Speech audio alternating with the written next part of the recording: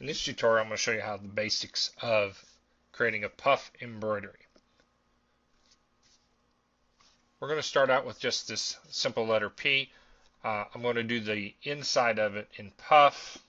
I choose this font style just because it would probably look good in puff. I'm not going to be concerned about doing the drop shadow right now. Maybe later we'll do that. In any case, what we're going to do first is we're going to select the freeform tool and the running stitch. And we're going to make a run stitch around the perimeter. What I'm looking for is coming up to where a column will end. This column will go that way, so I'm going to end right here.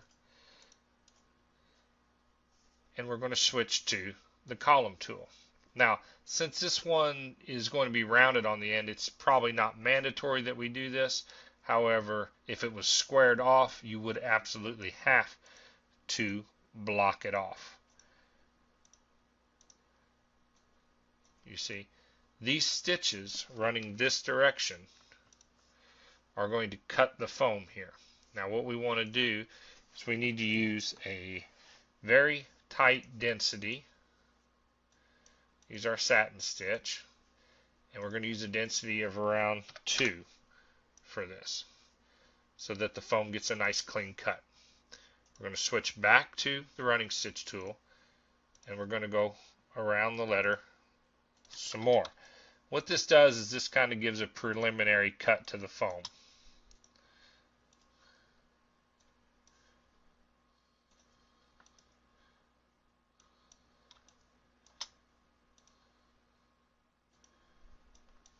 Once again, we're going to cut this out.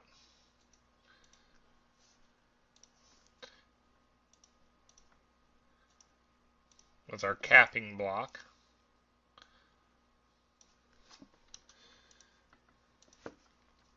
And that will give us our cut. We're going to go up and we're going to outline the inside of the P the same. We don't have any capping blocks on the inside of the P.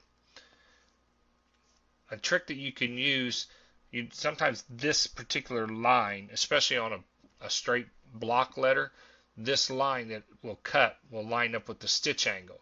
So what we like to do sometimes is we like to go to the edges and tell it make one side random. That way it doesn't make such a distinct line in the embroidery. Now we've got the inside outlined, and what we will do sometimes is we'll just kind of tack. I'm just going to use a manual stitch, but you can use fill underlay for this. This will just help tack the foam down to keep it from squirting out when we go to sew it.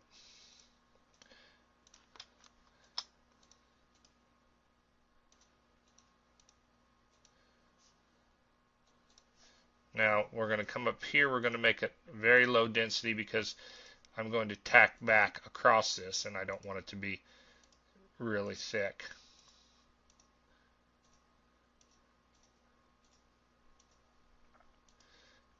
If your column width is very wide, you won't be able to use a manual stitch for this. You have to be aware of what your stitch length is going to be. This letter is only going to be maybe 1.5 inches tall, so this column width is pretty simple.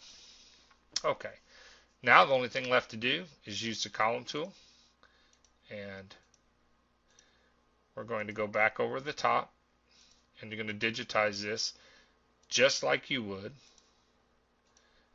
if it were a regular embroidery. Just remember that you're going to need to use a very high density of around 2, and be careful of your overlaps like in this area. Let's start here, end here, and continue on.